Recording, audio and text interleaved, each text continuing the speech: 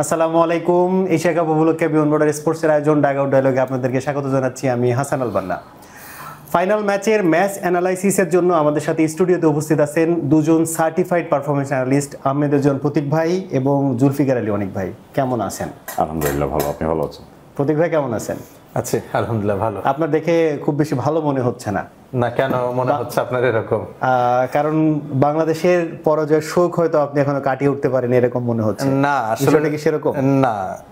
বাংলাদেশের লাস্ট দিনের খেলা দেখে মনে হয়েছে যে তারা আসলে টুর্নামেন্টে সুপার ফোরে যাওয়াটাই ডিজার্ভ করতো না।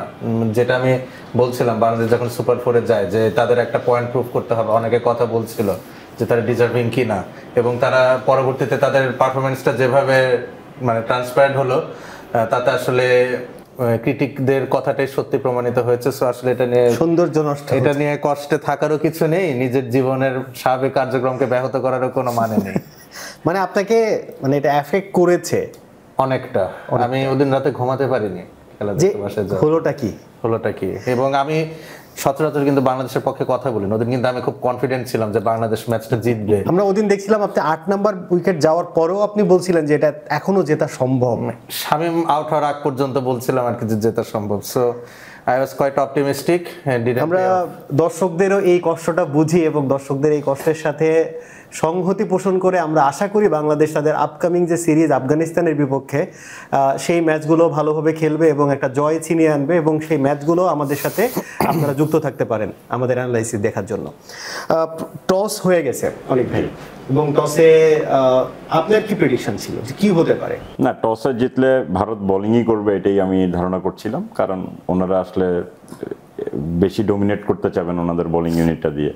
যদিও চ্যালেঞ্জিং হয়ে গেছে এখন যে রেগুলার পারফর্মার হার্দিক পান্ডিয়া আজকে নাই, হয়তো ইনজুরি ইস্যুস আছে অথবা কিছু এখনো জানতে পারি। লাস্টের দিন আসলে পুরো কোটা বল করেনি, এক ওভার বল করে উনি, তো এইটা একটা চ্যালেঞ্জ হয়ে গেছে। তো দেখা যাক, এখন ভারত সবসময় প্রেশার নিয়ে ম্যাচ জিতেছে। এখন পর্যন্ত এই টুর্নামেন্ট ওনারা ম্যাচ হারেননি। সো এইখানে খেলাটা ভারতের বিরুদ্ধে ভারতেরই না হোক, সেটাই চাই। প্রতীক ভাই বলছিলেন যে আপনার একটা প্রেডিকশন ছিল যে ভারত যদি আগে ব্যাট করে সেক্ষেত্রে হয়তো একটা রানের পাহাড় চাপিয়ে দিবে পাকিস্তানের উপর, এবং সেইখানেই খেয়ে হারিয়ে ফেলবে পাকিস্তান। আপনার কাছে কি মনে হয়েছে যে টসে আসলে কি যেটা পাকিস্তানকে ব্যাটিংয়ে পাঠানো, এটা আপনার কাছে কি মনে হয়? আসলে মানে এরকম ফাইনাল ম্যাচগুলোতে আমি সবসময় আগে ব্যাট করার পক্ষপাতী। আমার মনে হয় ইন্ডিয়া আজকে টসে জিতে আগে ব্যাট করতে পারতো, এবং তারা যদি মোটামুটি 160 to 170 একটা স্কোর পোস্ট করতে পারতো, পাকিস্তান হয়তো এই রানটা চেস ডাউন করতে পারতো না ফাইনাল প্রেসারে। এখন কিন্তু পাকিস্তানের জন্য একটা চান্স ক্রিয়েট হলো, এবং আমার মনে হয় চ্যাম্পিয়ন্স ট্রফি 2017-এর কথা মনে করে পাকিস্তান হয়তো কিছু ইন্সপিরেশন নিতে পারে, কারণ সেই সময় ফাইনালটা যখন অনুষ্ঠিত হয় তখন কিন্তু আমরা ইন্ডিয়াকে ফেভারিট বলছিলাম, কিন্তু ফাকার জামান কিন্তু দুর্দান্ত একটা ইনিংস খেলে, এবং ইন্ডিয়ার ব্যাটিং ইনিংসে মোহাম্মদ আমিরের সেই দুর্দান্ত বোলিং স্পেলে কিন্তু আসলে ইন্ডিয়া শিরোপাটা অর্জন করতে পারেনি। তো আমার মনে হয় পাওয়ার প্লেটা আজকে খুব ক্রুশাল হতে যাচ্ছে, দেখা যাক কি হয়। আমরা অনেক ভাই এই ভেন্যু নিয়ে অনেক কথাবার্তা বলেছি, কিন্তু এই পুরো লম্বা টুর্নামেন্টে আমরা এই ভেন্যুর কিন্তু অনেক চেঞ্জ দেখেছি। কোনো সময় সেকেন্ড হাফে আমরা দেখেছি ব্যাটিংয়ের সহায়তা দিতে, কোনো সময় দেখেছিলাম ফার্স্ট হাফে ব্যাটিংয়ের সহায়তা দিতে। আপনার কাছে রিসেন্ট যে স্ট্যাটিস্টিক্স আছে সেটার এগেনস্টে যদি আমরা বলি যে আজকের ম্যাচে পিচ এবং ফিল্ড নিয়ে আপনি কি বলতে চান? একদম পিচ, এই গ্রাউন্ডের যে ক্যারেক্টার সেটা হচ্ছে যারা পরে ব্যাটিং করবেন তারা আসলে একটু ডোমিনেশন করবেন, কিন্তু আপনি যদি পুরো টুর্নামেন্ট দেখেন তাহলে দেখবেন যে যারা বেশি ফোর মেরেছেন তারা জিতেছেন। এছাড়াও আপনি এই গ্রাউন্ডে যদি আমরা দেখি, ভারত এবং পাকিস্তান এই গ্রাউন্ডে এখন পর্যন্ত 5টা ম্যাচ খেলেছে, 3টা ম্যাচে ভারত জিতেছে, 2টা ম্যাচে পাকিস্তান জিতেছে। তো ভারত এখানে আগানো আছে। এবং হেড টু হেড যদি আপনি এশিয়া কাপে দেখেন তাহলে আপনি দেখবেন যে ভারত এখন পর্যন্ত 15টা ম্যাচ ভারত এবং পাকিস্তানের হয়েছে, তার মধ্যে 12টা ম্যাচ ভারত জিতেছে, 3টা ম্যাচ পাকিস্তান জিতেছে, একটা যদিও টাই হয়েছে। তো এই যে গত 41 বছরের এশিয়া কাপের দৌরত্বর মধ্যে এই প্রথমবার আমরা দেখতে যাচ্ছি যে পাকিস্তান এবং ভারতের ফাইনাল, সেইখানটায় আপনার মূল পার্থক্য হয়ে দাঁড়াবে হচ্ছে ডট বল অ্যান্ড ফোর মানে কনসিডার। আপনি যদি ফোর দেখতে চাই আমরা দেখবো যে ভারত এখন পর্যন্ত প্রায় প্রত্যেকটা ম্যাচে যেই ফোর মেরেছেন তার থেকে ওনারা ফোর কনসিড করেছেন 46টা 4 ওনারা এখন পর্যন্ত ডিফারেন্সিয়েট মেরেছেন। এখানেই হতে পারে। প্রত্যেকটা ম্যাচে আপনি দেখবেন ওনারা এখন পর্যন্ত সুপার 4-এ 46টা 4 মেরেছেন, কিন্তু ফিল্ডিং এ এসে ওনারা কিন্তু 34টা 4 কনসিড করেছেন। অন দ্য আদার হ্যান্ড পাকিস্তানের ক্ষেত্রে যদি আমরা যাই, তারা 31টা 4 মেরেছেন এবং ওনারা কনসিড করেছেন 34টা। সো এই জায়গাটাতেই আসলে 3টা 4টা 4 এই পরিসংখ্যানগুলোকেই আসলে আপনি দেখবেন যে ম্যাচের রেজাল্ট বের করার জন্য এবং টস জিতে বোলিং নেওয়ার জন্য ভারতকে মোটিভেট। এবং আপনি ডট বল পার্সেন্টেজে যদি আসেন, ভারতের ডট বল পার্সেন্টেজ বাংলাদেশের সাথে ছিল 33%, পাকিস্তানের সাথে ছিল 35%, শ্রীলঙ্কার সাথে 24% এর লাস্ট ম্যাচ। আমি সুপার 4-এর কথা বলছি।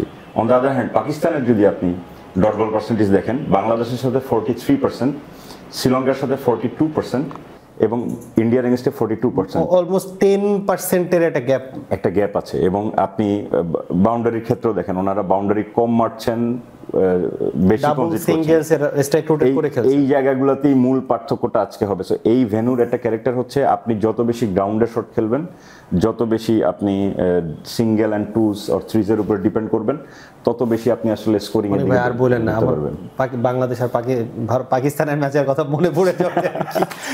আরেকটা মজার বিষয় হচ্ছে, আপনি যেটা বলছিলেন যে স্ট্রাইক রোটেট করে খেলা, ফোর নিয়ে খেলা, আর আমাদের ব্যাটসম্যানরা মানে উইকেটে এসেই 6 মারার চিন্তা ভাবনা করছেন। যাই হোক, আপনি খেলাটা অনেকটুকু হাতে ছিল আমাদের ভারতের সাথে। তো আমরা মানে পাকিস্তানের সঙ্গে কথা বলছি আর প্রতীক ভাইয়ের ফেসের এক্সপ্রেশন দেখছি।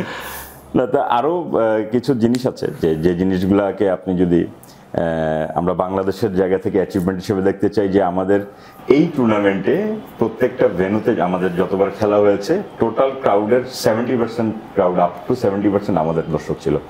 মোটামুটি যদি আমরা হিসাব করি, 10 কোটি টাকার উপরের একটা এক্সপেন্স ওনারা টিকিটের বলেন বা নিজেদের বলেন এটা হয়েছে।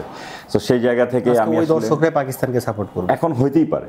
হ্যাঁ, আমি আসলে ওই প্রবাসী দর্শকদেরকে আসলে অসংখ্য ধন্যবাদ জানাতে চাই, যে ওনারা পুরো ক্রিকেটে বিলং করে, যারা ওন করে, অনেক সাপোর্ট করে আসে। ওনাদের ইমোশনটা এত সুন্দর কানেক্ট ছিল পুরো টুর্নামেন্ট।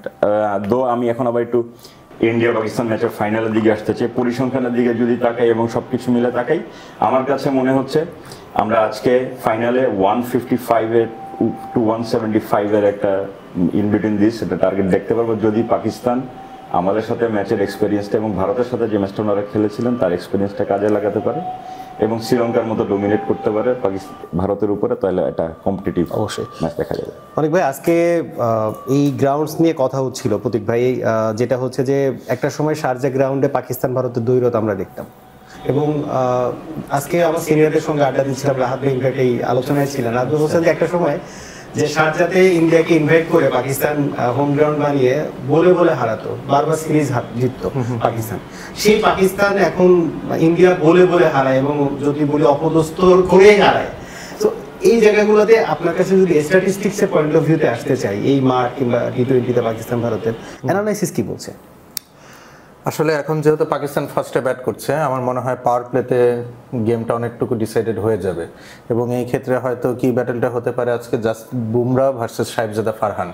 এটা দুজনেই ফর্মে, হ্যাঁ না দুজনেই খুব একটা ফর্মে। বুমরাহ কিন্তু আমরা তাকে একটু অফ কালার দেখছি, সচরাচর জাসপ্রীত বুমরাহকে আমরা যেমনটি দেখে থাকি তেমনটি কিন্তু এই টুর্নামেন্টে দেখতে পারি না।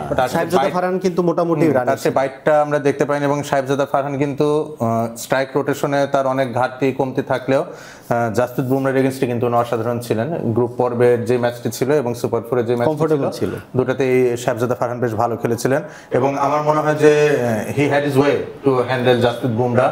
ওনার ব্যাকলিফটটা বেশ চওড়া, কিছুটা ওপেন স্ট্যান্সে ব্যাট করে থাকেন, সেই জন্য বুমরাহর ইনকামিং ডেলিভারিগুলো কিন্তু উনি খুব ইজিলি মিড অনের উপর দিয়ে পার করতে পেরেছেন, কখনো কখনো লং অনও ক্লিয়ার করেছেন অনেক স্বাচ্ছন্দ্যের সাথে। তো আমার মনে হয় এই ব্যাটেলটা আজকে অনেক ট্রিকি হবে, যে জাসপ্রীত বুমরাহ কিছু ভ্যারিয়েশন নিয়ে আসতে পারে কিনা। I would love to see some outswingers from Jasprit Bumrah, কারণ বাংলাদেশের ক্ষেত্রেও দেখেছি তাসকিন আহমেদ শাহিবজাদা ফারহানকে যে ডেলিভারিটাতে বিট করেন, ওখানে কিন্তু শাহিবজাদা ফারহানকে অফসাইডে শট খেলতে বাধ্য করা হয়েছিল। সো ভারতকে একটু ভাবতে হবে যে how to dismiss Sahibzada Farhan early. শুরুতে যদি শাহিবজাদা ফারহান একটা প্ল্যাটফর্ম সেট করে দিতে পারেন পাকিস্তানের জন্য, তাহলে কিন্তু ইন্ডিয়ার জন্য ম্যাচটা বেশ কঠিন হয়ে যাবে, কজ তাদের মিডল অর্ডারে কিন্তু খুব ভালো ফর্মে নেই। অভিষেক শর্মার উইকেটটা নিয়ে নিতে পারলে কিন্তু সেক্ষেত্রে বেশ কঠিন হবে। তো আমার মনে হয় পাওয়ার প্লেতে দুটো কি ব্যাটেল আজকে হতে চলেছে, একটা জাসপ্রীত বুমরাহর সাথে শাহিবজাদা ফারহান, আর একটা হয়তো হতে পারে ইন্ডিয়া যদি ভারুণ চক্রবর্তীকে ইন্ট্রোডিউস করে, একটু ডিসমিস ফাকার জামান। ফাকার জামানের ক্ষেত্রে কিন্তু আমি বারে বারে বলে আসছি যে ইন্ডিয়ার বিপক্ষে কিন্তু উনি ভালোই খেলেন, বাট ওনার এই ধরনের wicket square off the wicket শটের রেঞ্জ কিছুটা কম। তো ভারত চক্রবর্তী তাকে যদি ইনিশিয়ালি সুইপ শট খেলতে বাধ্য করেন, আমার মনে হয় এখানে টপ এজ হয়ে ফাকার জামানের আমরা ডিসমিসাল হয়তো দেখতে পারি। এখন পাকিস্তানের মূল বাড়িটা হচ্ছে মিডল অর্ডার, এখানে সালমান আলী দলেরই কিন্তু ঘুরে ফিরে মিডল অর্ডারে একটা ইন্ডিয়ার এতটা না, বাট পাকিস্তানের মিডল অর্ডারটা কিন্তু খুব ডিসমাল এই পুরোটা টুর্নামেন্ট জুড়ে ছিল। বিশেষ করে সালমান আলী আগার পারফরমেন্স আসলে একদমই আশানুরূপ নয়। আমাদের জাকির আলী অনেকের মতো কাইন্ড অফ, জাকির অনেকের চেয়ে বেটার, জাকির অনেকের চেয়ে না উনি ক্যাচ মিস করেন তো। আচ্ছা যাই হোক, আমরা আবার আমাদের পয়েন্টে আসি। আচ্ছা, তো আমার মনে হয় মিডল অর্ডারে পাকিস্তানের কি ফ্যাক্টর হতে পারেন মোহাম্মদ নওয়াজ, এবং ডেথ ওভার্সের দিকে ফাহিম আশরাফ এবং শাহিন আফ্রিদি কিন্তু ব্যাট হাতে বেশ ভালো করছেন, ছোট ছোট ক্যামেরা খেলছেন। এবং ফাহিম আশরাফের একটা উল্লেখযোগ্য দিক কি, উনি ওয়াইড ইয়র্কার গুলো খুব ভালো নেগোশিয়েট করতে পারছেন। নর্মালি কিন্তু আমরা দেখি যে ব্যাটসম্যানদেরকে ওয়াইড ইয়র্কার গুলো ডিসপ্যাচ করতে অনেক স্ট্রাগল করতে দেখি, কিন্তু ফাহিম আশরাফের ক্ষেত্রে কিন্তু আমরা এটা ব্যর্থ হয়ে দেখেছি। ওয়াইড ইয়র্কার গুলো উনি খুব ভালো মতো স্ট্রাগল করছেন। সো আমার মনে হয় পাকিস্তানের একটু ফেজ বাই ফেজ আজকে তাদের ব্যাটিং ইনিংসটা চিন্তা করা উচিত। টপ অফ দি অর্ডার ফাকার জামান এবং শাহজাদা খানকে দায়িত্ব নিতে হবে, কজ সাইম খুব একটা বেশি ফর্মে নেই। আর আজকের 11-এ কি সাইমকে রাখা হয়েছে কিনা আপনারা? রাখা হয়েছে সম্ভব এখন পর্যন্ত আমরা তো। আচ্ছা, তাহলে আমরা যদি আপনার কাছে কি ফ্যাক্টর জানতে চাওয়ার মধ্যে আপনি যেটা বলছেন, আমি এটা নিয়ে আলোচনা করছিলাম যে টপ অফ দি অর্ডার এটা একটা ব্যাটল হবে। মিডল অর্ডারে মোহাম্মদ নওয়াজের কন্ট্রিবিউশনটা আজকে খুবই ক্রুশাল হবে। আর ফিনিশিং এর ক্ষেত্রে সেটা হচ্ছে ফাহিম আশরাফ এবং শাহিন আফ্রিদি। তার এই সম্মিলিত এফোর্ট যদি আমরা পাকিস্তানের কাছ থেকে পাই, আমার মনে হয় একটা খুবই কম্পিটিটিভ টোটাল পাকিস্তান পোস্ট করতে পারবে। কারণ পাকিস্তান এখন বর্তমানে দল হিসেবে এমন একটা অবস্থানে রয়েছে, it requires a collective effort to beat team like India. একটা জিনিস জানতে চাও, আজকে রিঙ্কু সিংকে এশিয়া কাপে প্রথমবারের মতো খেলতে নামানো হয়েছে। এটা অনেকটা আমার মনে হয় forced change, cause Hardik Pandya injured হয়েছেন। তো আমার মনে হয় মিডল অর্ডারে যারা খেলেছেন তার থেকে আমরা হর্ষিত রানার জায়গায় এবং আশদীপের সঙ্গে আমরা চেঞ্জেস দেখছি। হ্যাঁ, এই শিবম দুবে ইনকর্পোরেট করা হয়েছে হার্দিক পান্ডিয়ার জায়গায়, লাইক টু লাইক রিপ্লেসমেন্ট। আর একটা ইনক্লুশন হচ্ছে রিঙ্কু সিং। তো আমার মনে হয় যে মিডল অর্ডার ব্যাটিংটাকে বোল্স্টার করার জন্য আমার মনে হয় ইন্ডিয়া এটা সিদ্ধান্তটা নিয়েছে। এখন দেখা যাক, আসলে ফাইনাল ম্যাচে এসে ডিরেক্ট পারফর্ম করাটাও কিছুটা কষ্টসাধ্য হবে। Let's see what happens. আমরা কি ফ্যাক্টর এবং কি প্লেয়ারদের কথা শুনছিলাম, এখন 11-এ পাকিস্তানের কোনো চেঞ্জেস নেই, সেক্ষেত্রে অলিভ ভাইয়ের কি মনে হয় যে পাকিস্তানের আসলে কি ফ্যাক্টর কি হতে পারে? আসলে কি ফ্যাক্টর নিয়ে আপনারা অনেক আলোচনা করছেন, তবে আমি একটা জিনিস নিয়ে আলোচনা করি, টার্গেট প্লেয়ার। আমরা যখন ওপোনেন্টকে নিয়ে করি যে ওপোনেন্ট টিমে কাকে আসলে আমরা টার্গেট করব, সেই ক্ষেত্রে শিবম দুবে এবং Axar Patel they will be on fire today. Pakistan অবশ্যই দুজন বলারকে চার্জ করবেন, যেখানে হার্দিক পান্ডিয়া নাই আপনি আশা করবেন শিবম দুবে একটু বেশি ওভার করবেন, 4 ওভার বল করে, এবং ওনারা অনেক খরুচে ছিলেন পুরো টুর্নামেন্টে। অক্ষর প্যাটেলও, সো দুইজনের রান রেট মোর দ্যান 8, এবং এই দুইজনকে টার্গেট করবে আজকে পাকিস্তানের মিডল অর্ডার। সো সেই ক্ষেত্রে ফাকার জামান এবং মোহাম্মদ নওয়াজ, শেষের দিকে যদি অক্ষর প্যাটেল অথবা শিবম দুবের একটা ওভার থাকে, আমরা 20 ওভারের বেশি। বোলিং এর ক্ষেত্রে পাকিস্তানের এবং ইন্ডিয়ার মধ্যে আপনি তো বুমরাকে অবশ্যই প্রায়োরিটি দিচ্ছেন, পাকিস্তানের ক্ষেত্রে আপনি কি চিন্তা করছেন? পাকিস্তানের ক্ষেত্রে আজকে শাহিন আফ্রিদির স্পেলটা খুবই ক্রুশাল হবে, কজ আমরা শুভমান গিলের কিন্তু ইনসুইং ডেলিভারিতে কিছু উইকনেস দেখতে পেরেছি। ওমানের বিরুদ্ধে ম্যাচে শাহ ফয়সালের বিরুদ্ধে উনি ডিসমিসড হয়েছেন। So Shaheen Afridi to both the openers of India, that is Shubman Gill and Abhishek Sharma, এই ব্যাটেলটা খুবই ক্রুশাল হবে। এবং অনেকটা এই ব্যাটেলে আসলে যে জয়লাভ করবে, ম্যাচটা পাল্লা তাদের পক্ষে বেশি ভারী থাকবে। আর ইন্ডিয়ান যে দুইজন স্পিনার রয়েছেন তারা তো আসলে world class, mystery spinner Kuldeep Yadav and Varun Chakravarthy, mid ওভার্সটা তারা নিয়ন্ত্রণ নেওয়ার চেষ্টা করবে। আসলে পুরোটাই ডিপেন্ড করছে যে পাকিস্তান প্রথমে কতটুকু রান তৈরি করতে পারে, এটা আসলে মাথা ঘামানোর মতো বিষয় হবে কিনা। সো আসলে মূল ফোকাসটা আপাতত পাকিস্তানের ব্যাটিং এর দিকেই থাকবে। স্পিন টু স্পিন ব্যাটেল একটা কথা আমি বারবার বলি পাকিস্তান ইন্ডিয়ার ম্যাচে, এবং একটা জিনিস ভুলে গেলে চলবে না, আবরার উনি এই টুর্নামেন্টে সবচেয়ে ইকোনমি বলার, 5.02 রান রেটে উনি বল করছেন। So he will be the eye catching bowler. এটা হয়তো আমাদের আমরা মিড ব্রেকে যখন কথা বলবো সেটা নিয়ে হয়তো আলোচনায় আসবো। লাস্ট প্রেডিকশন, প্রতীক ভাইয়ের কাছে আগে পাকিস্তান কত করবে নাকি পাকিস্তান কত করবে, এবং আপনার কাছে এই পুরো ম্যাচের রেজাল্ট নিয়ে যদি জানতে চাই। আমার প্রেডিকশন তো খুব একটা ভালো হয় না, আই উইল স্টিল না গতদিন তো আপনি ইমোশনের বেজ করে আপনি অনেক কথা না বলেছেন। ইমোশনে না, গতদিন আমি অনেক যুক্তি সহকারে বলেছি এবং আপনার হয়তো একমত হবেন যে বাংলাদেশ কিন্তু বাংলাদেশে ছিল জেতার মতো, তাই না? এবং আপনি লাস্ট ম্যাচ তারপরে কিছুটা ইমোশন ছিল, ওখান থেকে বের হয়ে আপনি ক্যালকুলেশন আপনার আসলে কোন অ্যানালাইসিস কাজে লাগবে। আর হচ্ছে লাস্ট ম্যাচ আমি বলেছিলাম যে শ্রীলঙ্কা জিতবে, সেটাও কিন্তু তার অলমোস্ট কাছাকাছি করেই ফেলেছিল। 3টা রান, এটা নিয়ে কিন্তু একটু বিতর্ক সৃষ্টি হয়েছে আমার মনে হয়। সানাকা যদি ডাইভটা না দিয়ে ওটাতে না যাই। হ্যাঁ না বলছি, I will still go for India win. Okay, আর পাকিস্তান কত রান বোর্ডে জমা করতে পারে এটা নিয়ে আপনার প্রেডিকশন কি বলছে? 150 to 160। অনেক ভাই? India win will be tough, 155 to 175 এর ভিতরে এটা স্কোর আমি দেখতে পারবো। মানে আমার কাছে কেন মনে হয় পাকিস্তান যদি বোর্ডে 150 কি 160 রান করতে পারে, আমার কাছে কেন জানি মনে হচ্ছে আজকের ম্যাচে পাকিস্তানের একটা চান্সেস আছে। হ্যাঁ অবশ্যই চান্স আছে, বাট আমি ফেভারিটের কথা যদি আপনি উইনিং পার্সেন্টেজের কথা বলেন, পাকিস্তান এখন হচ্ছে 48%, বাট আমার যদি ইন্ডিয়া 52 তে। যদি বলে আমার প্রেডিকশনের কথা, আমি কেন জানি পাকিস্তানকে এগিয়ে রাখছি, এটা আমার মন থেকে বলছে। আমি তো তাহলে একলা হয়ে গেলাম আজকে। আমি তো এখন পর্যন্ত কারো দিকে যাই। দর্শকদেরকে আজকে এ পর্যন্ত বিদায় নিচ্ছি। মিড ব্রেকে আপনাদের সঙ্গে আবার দেখা হচ্ছে, বা পাকিস্তান কেমন খেলছে এবং ইন্ডিয়ার জন্য কি টার্গেট থাকছে সেটা নিয়ে আলোচনা করার জন্য আমাদের সাথেই থাকবেন। আসসালামু আলাইকুম।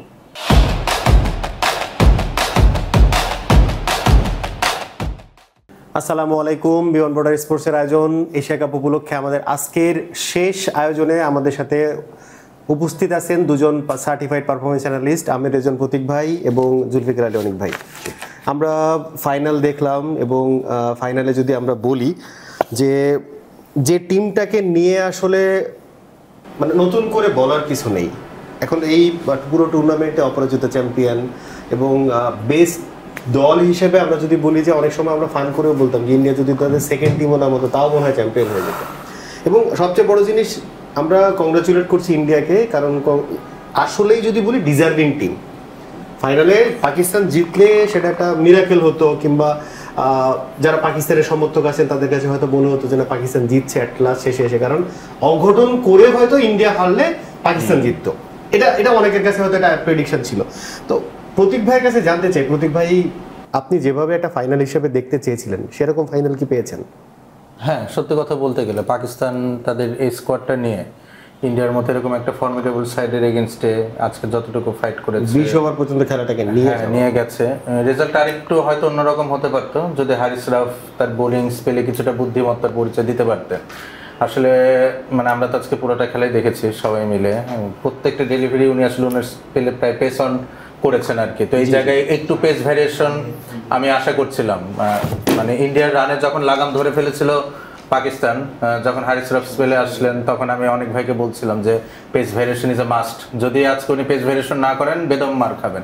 এবং এটার কিন্তু আসলে দিক নির্দেশনা দিয়ে গেছেন একদম ইনিংসের শুরুতে শাহিন আফ্রিদি এবং ফাহিম আশরাফ। আমি অ্যানালাইসিসে আসবো আপনার কাছে, আপনার কিছু প্রেডিকশন ছিল সেগুলো আমরা দেখেছি। জি, তো এই আর কি পেস ভ্যারিয়েশনটা যদি করতে পারতেন হারিস রাউফ, আমার মনে হয় ম্যাচটা পাকিস্তানের পক্ষে গেলেও যেতে পারতো, অবাক হওয়ার কিছু থাকতো না সেক্ষেত্রে। অনেক ভাই, অনেকদিন পর কি পাকিস্তান এবং ইন্ডিয়ার এটা দ্বৈরথ এবং এটা হাড্ডাহাড্ডি লড়াইয়ে কিছুটা হলেও কি আমরা দেখেছি কিনা? না, আসলে ম্যাচটা ভারতের দিকে ঠেলে দিয়েছে পাকিস্তান নিজেই, আবার বোলিংয়ে এসে পাকিস্তান কিন্তু এটাকে আবার কম্পিটিশনও করেছে, আবার পাকিস্তান নিজেই এটা আবার ভারতের দিকে পাঠিয়ে দিয়েছে। এই জন্যই ওয়াসিম আকরাম বলেছেন যে আসলে পাকিস্তানকে হারানোর জন্য অপোনেন্টের দরকার নেই, এটা একটা পারফেক্ট এক্সাম্পল। তো ভাইয়া যেটা বলতেছিলেন, আমরা খুব এইভাবে কিন্তু আশা করি নাই যে শুরু থেকে ভারত এভাবে প্রেসারে পড়বে, এতটুকু কম্পিটিশনও আমরা আশা করি। হ্যাঁ, আবার আমরা হয়তো অনেকে হিসাব করতেছিলাম যে কেউ মানে ওপেনিং ব্যাটসম্যানদের মধ্যে কে সেঞ্চুরি করবে, এটাও একটা এক্সপেকটেশন ছিল। কিন্তু দেখেন ভারত কেন চ্যাম্পিয়ন, হ্যাঁ ভারত চ্যাম্পিয়ন এই কারণেই যে ওনারা আসলে একটা চ্যাম্পিয়ন মানসিকতার একটা দল।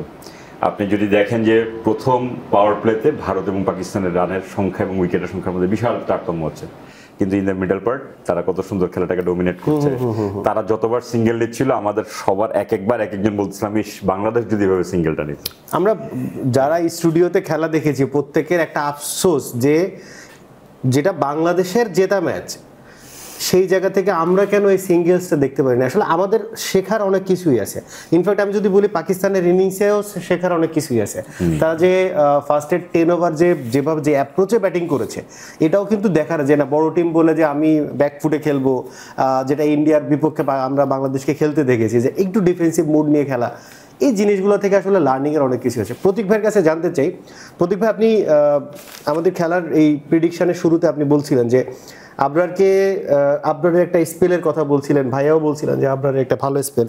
অভিষেক শর্মার ব্যাপারে আপনি সেকেন্ড ওভারের কথা বলছিলেন যে ফাহিম আশরাফের আসলেই দরকার, এবং আমরা শো শেষ করার আগেই খেলাটা শুরু হয় এবং তখন আমরা দেখতে পেয়েছি যে ও বোলিংয়ের ফার্স্ট বলে উইকেটটা নেয়। জি, মানে এই জিনিসগুলো মানে কিভাবে প্রিডিক্ট করেন কিংবা কিভাবে আসলে জিনিসগুলো আপনার কাছে আসলো? দেখেন, বিষয়গুলো যে খুব কঠিন তা কিন্তু না। আমরা প্রিভিয়াস অভিষেক শর্মার যে ডিসমিসালগুলো রয়েছে সেই ফুটেজগুলো দেখেছি এবং ওখান থেকে একটা অ্যাজাম্পশন করার চেষ্টা করা যে পার্টিকুলারলি কোন টাইপের বোলিংয়ের এগেনস্টে অভিষেক শর্মার উইকনেসগুলো রয়েছে বা তার প্রিভিয়াস ডিসমিসালগুলো রয়েছে। এটার সবচেয়ে বড় উদাহরণ তানজিম হাসান সাকিব। লাস্ট বাংলাদেশ যে ইন্ডিয়া ট্যুরটা করে, সেখানে তানজিম হাসান সাকিব অভিষেক শর্মাকে সেকেন্ড এবং থার্ড টি-20 ডিসমিস করেন এবং সেই ক্ষেত্রে লেন্থটা একটু অন্যরকম ছিল, একটু খাটো লেন্থে বল করেছিলেন এবং অ্যারাউন্ড ফোর্থ স্ট্যাম্পে একটু রাইজিং ডেলিভারি ছিলেন, বা অভিষেক শর্মা যেন অফসাইডে শট খেলতে না পারেন একটু ক্র্যাম্প করা হয় যেন উনি লেগে শটটা খেলতে বাধ্য হন। এরকম ক্ষেত্রে অনেক সময় অভিষেক শর্মা আউট হয়ে থাকেন। তো এটার প্রেডিকশন বা এটার কথা বলেছিলাম আমি একদম এশিয়া কাপের শুরুতে, ইন্ডিয়ার ম্যাচ যখন ইউএইর বিরুদ্ধে ছিল তখন বলেছিলাম, এবং জুনায়েদ সিদ্দিকী কিন্তু একই প্লয়ে অভিষেক শর্মাকে ডিসমিসাল করে। কিন্তু অবাক করার বিষয়, পাকিস্তান তাদের গ্রুপ পর্বের ম্যাচ এবং সুপার 4-এর যে ম্যাচটা ছিল, কোনো ম্যাচেই কিন্তু সেকেন্ড ওভারে ফাহিম আশরাফকে তারা ইনক্লুড করেননি। তারা সাইম আইয়ুবকে দিয়ে বল করেছেন এবং আসলে এটা পে অফ করেনি তাদের ডিসিশনটা। ফাইনাল ম্যাচে তারা ফাহিম আশরাফকে এনেছেন এবং ফাহিম আশরাফ আজকে কিন্তু একটু ভিন্ন ধাঁচের একটা স্লোয়ার ডেলিভারি করেন, যেটা আসলে আপনার সার্কেল ক্লিয়ার করতে গেলে কিছুটা বলে পেস দরকার হয়, যেটা আপনি ইউজ করে খুব ইজিলি মাথার উপর দিয়ে বলটা পার করতে পারবেন, কিন্তু আসলে পেসের অভাব ছিল। সেই জন্য আসলে অভিষেক শর্মা বিট হয়েছেন এবং মিড অনের আসলে সার্কেলটা উনি ক্লিয়ার করতে পারেনি, ফলশ্রুতিতে তার উনি কিন্তু ওনার স্পেলে স্লোয়ার মানে মোটামুটি ভালো পরিমাণে দিয়েছেন, যেটা আসলে উইকেট বলেন কিংবা আমরা হাফ চান্সও কিছু দেখেছি ওনার ক্ষেত্রে। আমি অনিক ভাইয়ের কাছে একটু বলতে চাই, অনিক ভাই আমরা ইন্ডিয়ান ব্যাটিং লাইন আপ নিয়ে আপনারা দুইজন বারবার একটা জিনিস বলেন যে আসলে এত স্ট্রং ব্যাটিং লাইন আপ, যেটাকে আসলে আমরাও কথা বলছিলাম যে মানে অফ ক্যামেরায়, যে এরপরেও যদি আরো 3টা উইকেট পড়ে তারপরেও আরো 4টা ব্যাটসম্যান, মানে এরকমও অ্যাপ্রোচ যে আমরা 9 নম্বর ব্যাটসম্যানকেও বলতে পারি যে সে একটা ম্যাচ ঘুরায় দেওয়ার মতো ক্যাপাবিলিটি রাখে, এতটাই স্ট্রং। কিন্তু তারপরেও আপনার ইন্ডিয়ান কিছু ব্যাটসম্যানের কথা যদি বলেন, ওভারঅল টপ অর্ডারে অভিষেক শর্মা ছাড়া ফার্স্টে 3-4 জন সবাই কিন্তু ফ্লপ। তারপরও এই টিমটা যতভাবে ক্যারি করে নিয়ে গেছে, এই জায়গাটা আসলে এই মানসিকতাটা আমাদের মধ্যে কবে তৈরি হবে? এই মানসিকতা তো তখনই তৈরি হবে যখন আমাদের ডোমেস্টিকে আসলে এই ধরনের মানে স্পোর্টি উইকেট বলেন বা স্পোর্টি ম্যাচগুলো হবে। আমাদের প্লেয়াররা আসলে ইন্টারন্যাশনাল লেভেলে আসার আগে ওনারা এই ধরনের কন্ডিশনটা পান না, ওনারা এই ধরনের চ্যালেঞ্জটা পান না। এখন চ্যালেঞ্জটা না পাওয়ার মূলত কারণ হচ্ছে যে আসলে আমাদের গ্রাউন্ড ফ্যাসিলিটিসগুলো এরকম যে আপনি বুলবুল ভাই আসার আগে আমরা হয়তো অনেক কিছু জানতেই পারি না যে বলটা এত ডার্ক হয়ে যায়। এই কথাগুলো ওপেনলি উনি যখন বলছেন তখন আসলে এগুলোর গ্রহণযোগ্যতা আসছে। এখন বিষয়টা হচ্ছে যে আমাদের এখন যে এনসিএলটা হচ্ছে আমরা দেখতেছি, ওইখানে কিন্তু অনেক কম্পিটিটিভ ক্রিকেট আমাদের কাছে মনে হচ্ছে, কিন্তু আমাদের যে জায়গাটায় সমস্যা সেই জায়গাটা হচ্ছে যে বলটায় খেলা হচ্ছে আমাদের এনসিএল, সে বলটাতে কিন্তু আপনার ইন্টারন্যাশনাল ক্রিকেট খেলা হয় না। আমাদের ডোমেস্টিকে যে বলটাতে খেলা হয়, তো ওই বলের ক্যারেক্টার একরকম, ইন্টারন্যাশনাল যে বলে কোকা বলেতে আমরা খেলি সেটার ক্যারেক্টার আরেক রকম।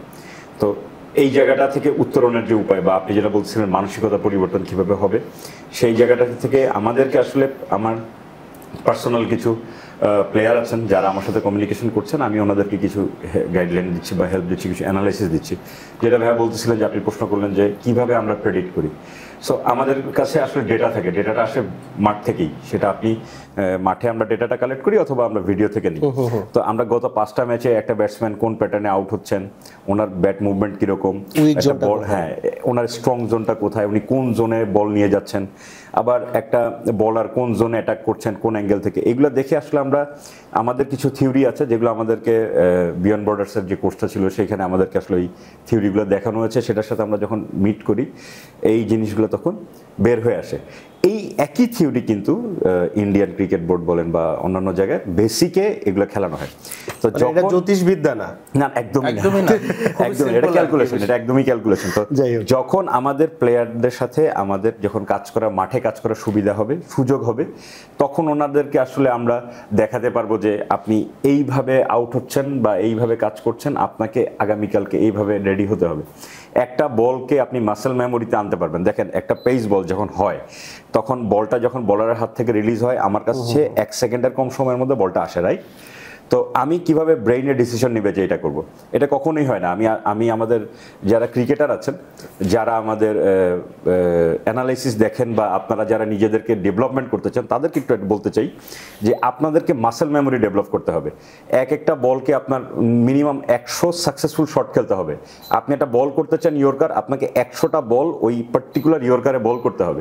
আপনারা যদি এখন থেকে নিজের সাথে নিজে কম্পিটিশন না করেন, আপনারা যদি আসলে নিজের ডেটা নিজে না রাখেন, আপনি যদি কোন শটটা কোথায় লাগতেছে এবং কয়বার আপনি সাকসেসফুলি করতেছেন এটা যদি নিজে না রাখেন, এটা আসলে আপনার সম্ভব না। কারণ আমরা হয়তো আপনাদেরকে একটা পর্যায়ে আসতে দেখতে পাবো, বাট ওই পর্যায়ে আসার পর্যন্ত আপনাকে চেষ্টা করতে হবে।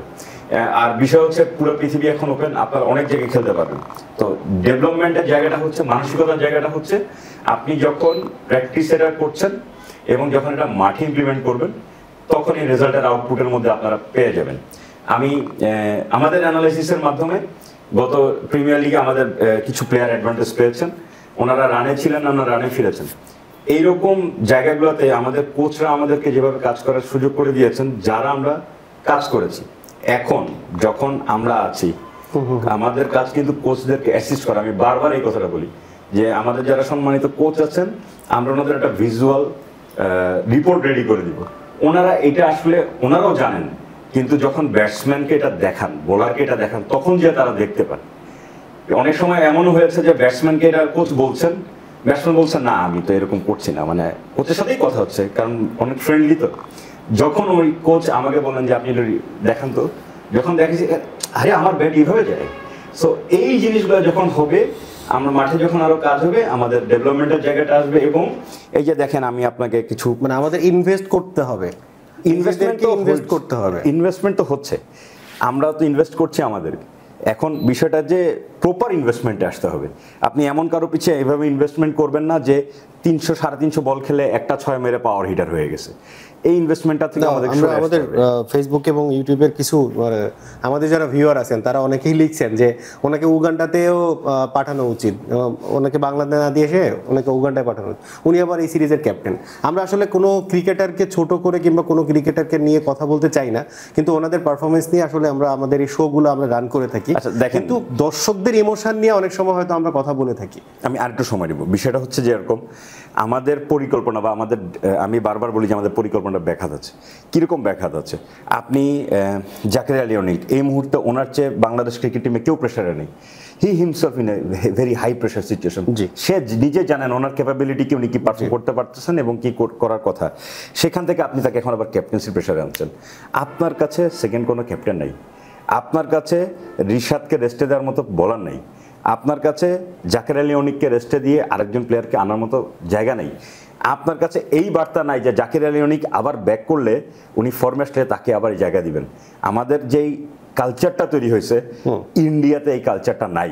দ্যাটস ওয়াই ইন্ডিয়া ওর সাথে ওদেরই তুলনা হচ্ছে। আমরা হচ্ছে সেকেন্ড বেস্ট টিম কে হবে এটা নিয়ে ডিবেট করছি। আফগানিস্তান, বাংলাদেশ, পাকিস্তান, আমরা কম্পিটিশনে নেমেছি কে সেকেন্ড বেস্ট টিম। আমি অনেক ভাইয়ের সাথে এখানে ওটা অ্যাড করতে চাই। অনেক ভাই, আমরা একটা সময় জিম্বাবুয়েকে এনে কিছু ম্যাচ জিতে আমরা কনফিডেন্ট গ্রো করতাম। এখন ওই লাক্সারি নেই যে আমি নেপালকে এনে 5টা ম্যাচ খেলে আমি উইন করে আমার প্লেয়ারদের কনফিডেন্ট গ্রো করবো। গতকালকে আমরা দেখেছি ওয়েস্ট ইন্ডিজকে নেপাল খুব ভালো স্ট্রংলি হারিয়েছে। এবং সাউথ আফ্রিকা, আমি যদি বলি যে যার আফগানিস্তানের বিপক্ষে বাংলাদেশের T20 এবং ওয়ানডে সিরিজ আছে, আপনি কি মনে করেন যে এই সিরিজটাতে বাংলাদেশ সেকেন্ড টিম বলেন কিংবা কিছু প্লেয়ারকে রেস্টে দিয়ে আরেকটা অল্টারনেটিভ টিম খেলাবে, এই টিমই কতটা ব্যবধানে হারে সেটা নিয়ে এখন অনেকের মানে কোশ্চেন আছে। হিয়ার কামস দ্য পয়েন্ট, আপনি যখন আপনার মেইন টিমের কনফিডেন্স লো, ওয়াই ডোন্ট আপনি তাদেরকে রেস্টে পাঠান এবং আপনি আপনার সেকেন্ড টিমকে পাঠান, whatever the result is, I don't care about that, but আমার মেইন যে কি প্লেয়ার আছে তাদেরকে আমি একটা সেশন করাবো, আমি জুলিয়ান উডকে আবার আনবো, আমি সালাউদ্দিন স্যারকে এদের সাথে আবার রাখবো। আমি আপনাকে একটা কথা বলি, হয়তো সবাই আমার সাথে ডিবেট করবেন, হয়তো সালাউদ্দিন স্যারের সাথে দেখা হলে স্যার আমার উপরে রাগও করতে পারেন। আমার কাছে মনে হচ্ছে সালাউদ্দিন স্যার হচ্ছেন আমাদের সেই শিক্ষক যাকে আমাদের একদম প্রাইমারি লেভেলে দরকার, যিনি এই প্রো লেভেলের প্লেয়ারদের বেসিকটা ঠিক করে দিবেন। দেখেন সালাউদ্দিন স্যার আমাদের কখন চোখে আসছে বা সবার চোখে কখন আসছে, যখন তামিম ফর্ম হারালেন উনি সালাউদ্দিন স্যারের কাছে গেলেন, সাকিব ফর্ম হারাচ্ছেন, আইপিএল খেলছেন, ওই সময় উনি আসছেন স্যারের কাছে। স্যার আসলে এই যে লেভেলের প্লেয়ারগুলো তাদেরকে গড়ার শিক্ষক। এখন স্যার যে পরিমাণ টাইম তাদেরকে আলাদাভাবে দিছেন, এই মুহূর্তে ন্যাশনাল টিমে থাকার কারণে উনি কি এদেরকে দিতে পারতেছেন? কিন্তু ন্যাশনাল টিমে থাকার পরেও ওনার ফেভারিট প্লেয়ারও কিন্তু রানে নেই, জাকির আলী অনিক। এটা কিন্তু দর্শকদেরও করছেন যে জাকির আলী অনিক, মানে আমার কথা হচ্ছে যে আমি জাকির আলী অনিককে অনেক দিন ধরেই আমি ওরা নিয়ে কথা বলছি, আমরা এই শোতেও কথা বলছি, সালাউদ্দিন স্যারের ফেভারিট স্টুডেন্ট, সালাউদ্দিনের ফেভারিট প্লেয়ার।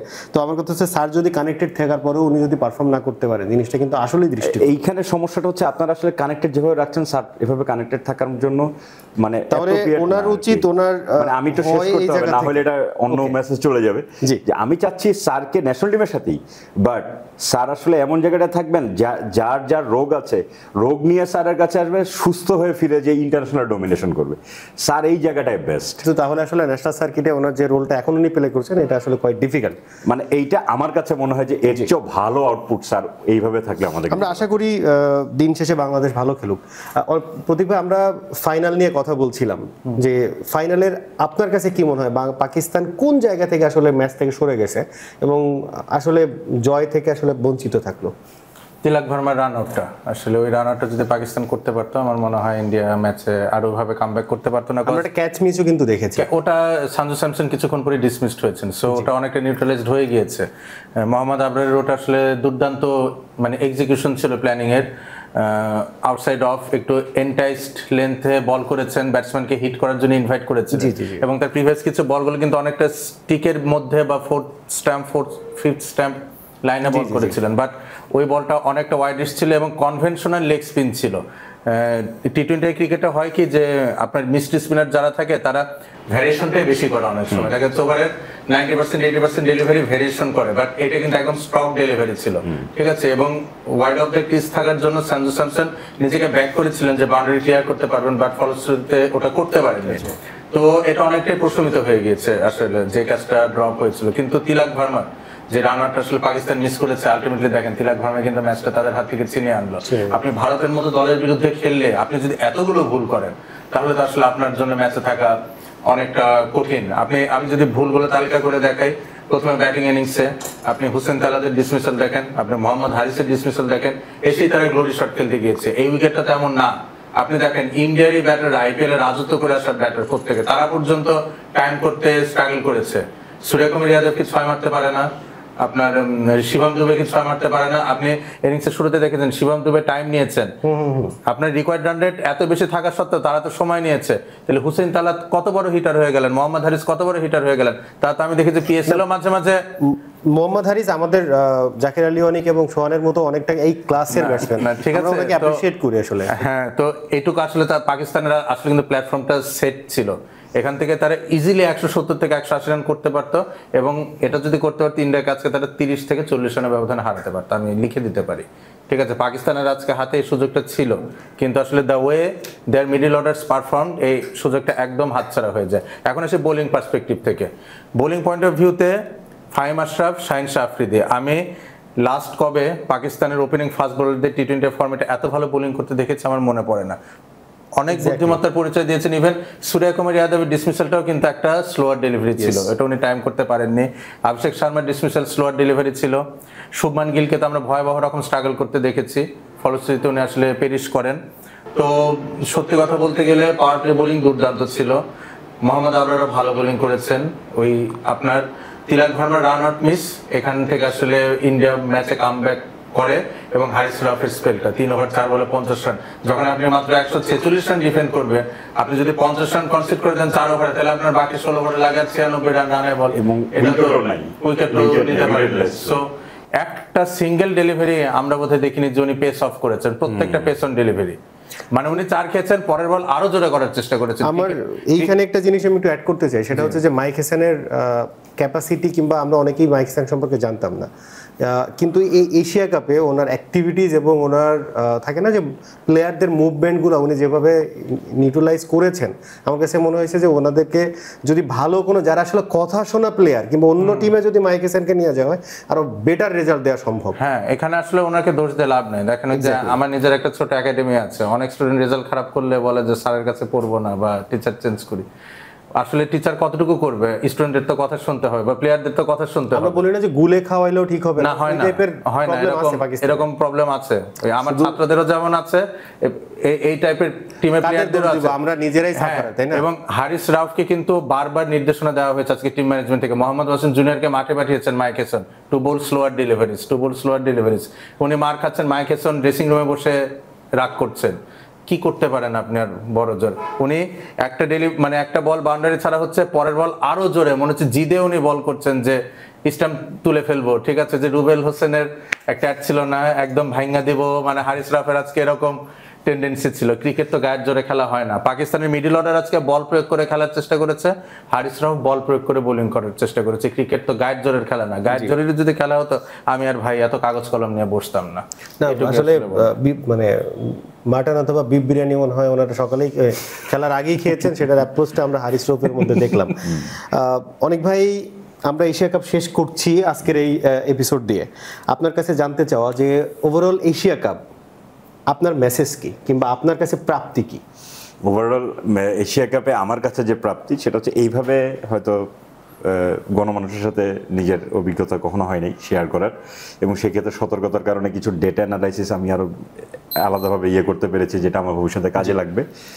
আর আমার আপনি যেটা বললেন যে ভবিষ্যতে আমরা কীভাবে প্রত্যাশা করতে পারি বা এই এশিয়া কাপ থেকে আমাদের অ্যাচিভমেন্ট কী, অ্যাচিভমেন্ট হচ্ছে আমাদের বাংলাদেশ ক্রিকেটের অ্যাকচুয়াল সিনারিওটা ফুটে উঠলো, এবং একই সময় কিন্তু এনসিএল চলছে। তো এনসিএল চলার সময় যখন এই ন্যাশনাল টিমের প্লেয়াররা একটা টি-20 টুর্নামেন্ট খেলতেছে, তার মানে আমার দেশের একটা এনসিএল টুর্নামেন্ট হতে আমার ন্যাশনাল টিমের প্লেয়ার দরকার হয় না। সো আমরা কিন্তু এইভাবে একটা চিন্তা করতে পারি যে বছরে আমি এই যে এপ্রিল, মে, জুন, জুলাই 4টা মাস আমাদের দেশে বৃষ্টি হয়, বাকি 8টা মাসে আমরা কিন্তু 6টা টি-20 টুর্নামেন্ট করতে পারি। এইটা শুধু আমার টি-20 স্কোয়াডটা আলাদা হোক, আমি এটা আমার চাই। আমি চাই যে বাংলাদেশের ওয়ানডে টিমটা আলাদা হোক, আমি চাই টেস্ট স্কোয়াডটা আলাদা হোক। তাহলে টেস্টের 8 মাস জুড়ে টুর্নামেন্ট করানো যাওয়া সম্ভব। আমাদের ধরনের মাঠ আছে, আম্পায়ার আছে, এভরি ফ্যাসিলিটিস আছে। আমার 8 মাস ধরে 50 ওভার গেম করা সম্ভব, 8 মাস ধরে টি-20 টুর্নামেন্ট করা সম্ভব, এবং সেখানে প্লেয়ার লোড ম্যানেজমেন্ট থেকে শুরু করে অনেক কিছু মিনিমাইজ হয়ে যাবে। এবং আমরা হয়তো শুরুতে আউটপুট পাবো না, বাট 1-2 বছরের ভিতরে আপনি এখান থেকে এক্সপার্ট টিমগুলো মানে একদম পারফেক্ট টিম এক্সপার্ট পেয়ে যাবেন। আপনি নিজে আজকে বলতেছিলেন যে এই ধরনের ইম্প্যাক্ট প্লেয়ার বাংলাদেশের টি-20-তে আছে, আপনি নিজে দেখেন এনসিএল দেখার আগে। আমি এনসিএল দেখতেছি। এই যে কমিউনিকেশনের জায়গাটা, যে ক্রিকেট বোর্ডের উদ্যোগটা, এটা কিন্তু ইনিশিয়েটিভটা ভালো। যেটা ভালো সেটা বলতে হবে যে ব্রডকাস্ট যেহেতু হচ্ছে, আপনি ট্যালেন্ট এখন হাইড করে রাখতে পারবেন না। অবশ্যই। সো এই ট্যালেন্ট হাইড করে না রাখার কারণে হয়তো দেখা যায় অঙ্কনের অনেক ভালো ভালো ইনিংসগুলো আমরা ডিটেল দেখতে পারবো, এবং আমরা হয়তো দেখবো যে অঙ্কন হয়তো ন্যাশনাল টিমে আসছেন আমাদের এই যে হাতুড়ি ব্যাটসম্যানদের জায়গায় আরিফুল রয়েছেন, ওনাদের খেলা সামনাসামনি দেখেছি, অনেক সুন্দর খেলা। প্রদীপ ভাই, এশিয়া কাপে প্রাপ্তি অপ্রাপ্তি নিয়ে আপনার কাছে জানতে চাওয়া। আমার জন্য অনেক বড় প্রাপ্তি। এই প্রথম একজন অ্যানালিস্ট হিসেবে আমি একটা টুর্নামেন্ট পুরোপুরি কাভার করলাম। তো আপনাদেরকে এবং বিয়ন্ড বর্ডার স্পোর্টসকে ধন্যবাদ, রাহাত ভাইকে ধন্যবাদ আমাকে সুযোগ দেওয়ার জন্য। It's a big honour for me. এই টুর্নামেন্টটা পুরোটা আপনাদের সাথে কাভার করার সুযোগ হয়েছে আমার। আর এশিয়া কাপ নিয়ে যদি মন্তব্য করতে চাই, অনেকে হয়তো মাইন্ড করতে পারেন, আমার মনে হয় ফুটবলে যে কোয়ালিফাইং রাউন্ডগুলো হয়, ওখানে কিন্তু অস্ট্রেলিয়া এশিয়া মহাদেশ থেকে কোয়ালিফাইং খেলে। এশিয়া কাপকে জমজমাট করার জন্য অস্ট্রেলিয়াকে আমন্ত্রণ জানানো যায় কিনা এসিসি ভেবে দেখতে পারে, তাহলে ইন্ডিয়ার একটা যোগ্য প্রতিদ্বন্দ্বী হয়তো হতে পারে। এলস আসলে ভালো লেগেছে, সেকেন্ড বেস্ট টিম কে হতে পারে, এটার কম্পিটিশন বেশ জমজমাট ছিল এবং ইন্ডিয়ারও কিন্তু আপনি দেখেন অনেক সময় স্ট্যাটিস্টিক্স সব কথা কিন্তু বলে না, এটার মাঝে কিছু শুভঙ্করের ফাঁকি থাকে। লাইক অ্যাজ আপনি সুপার 4-এর যদি গ্রুপ স্টেজটা দেখেন, এখানে শ্রীলঙ্কা সবার শেষে শেষ করেছে, কিন্তু আপনি বলেন বনেক ভাই বলেন বাংলাদেশের থেকে কিন্তু শ্রীলঙ্কা ওভারঅল ভালো ক্রিকেট খেলেছে, কিন্তু তারা কিন্তু 4th হয়েছে। সিমিলারলি ইন্ডিয়াকে মনে হচ্ছে তারা আনবিটেন চ্যাম্পিয়ন, কিন্তু তাদের স্কোয়াডে কিন্তু অনেকগুলো ঘাটতির জায়গা রয়েছে। ডেথ ওভারে বুমরার পাশাপাশি কোনো পেসার নেই, পাশাপাশি বুমরাকে কিন্তু খুব অফ ফর্ম মনে হয়েছে এবং ইন্ডিয়ার মিডল অর্ডার কিন্তু আজকে টোটালি এক্সপোজড হয়েছিল। শুধুমাত্র তিলক ভার্মা আর সাঞ্জু স্যামসন যদি ভাগ্যের সাথে না পেতেন তারা কিন্তু ম্যাচ হারতে পারতেন। শ্রীলঙ্কার সাথে তাদের বেঞ্চ স্ট্রেংথ আমরা ওভাবে ভালো মানে দেখতে পারিনি, ওমানের সাথে কিন্তু ম্যাচ অনেকটা ক্লোজ হয়েছিল। So this are the areas for India to work on. তাদের আমার মনে হয় এত কমপ্লেসেন্ট হওয়ার আছে যে তাদের বি টিম সি টিম পাঠিয়ে দিলে টাইটেল জিতে যাবে। অভিষেক শর্মাকে যদি অমিট করি আসলে ব্যাটিং লাইনআপে কিছুই আজকে রান বের হয়ে গেছে, কিন্তু ইন্ডিয়া রান বের করতে। সো ইন্ডিয়ারও একটু মুখে লাগাম টানা উচিত আমার মনে হয় তাদের কথাবার্তা বলার আগে, কারণ তাদের বেঞ্চ স্ট্রেংথের যেই শক্তিমত্তার কথা ওনারা বলে থাকেন, আই বিলিভ এবং আই অ্যাডমিট যে তাদের সে স্ট্রেংথটা আছে, কিন্তু সেটা শোকেস কিন্তু তারা এই টুর্নামেন্টে করতে পারেননি despite being unbeaten champion. So এগুলোই আমার কি টেক আউটস এশিয়া কাপ থেকে। আমরা আপনাদের দুজনকে ধন্যবাদ জানিয়ে আমরা এশিয়া কাপের এই পর্ব এখানেই শেষ করছি। আমাদের সাথে পুরো টুর্নামেন্টে থাকার জন্য দর্শকদেরকে ধন্যবাদ জানালাম এবং ভালো থাকবেন, সুস্থ থাকবেন। আসসালামু আলাইকুম।